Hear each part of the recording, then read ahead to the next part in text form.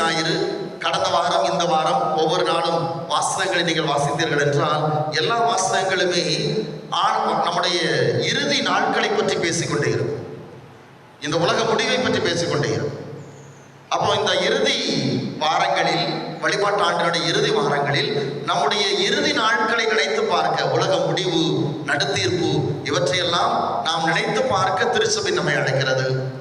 எனவே இந்த உலக இறுதியிலே இயேசு மீண்டும் நடுத்தீர்க்க வருவார். ஒரு அரசராக அவர் வருவார்.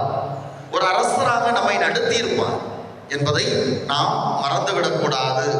அவர்தான் நம்முடைய அரசர் என்பதை நினைவில் வைத்திருக்க வேண்டும் என்பதற்காக கிறிஸ்து அரசர் பெருவிழாவை இன்றைக்கு நாம் கொண்டாடி கொண்டிருக்கிறோம்.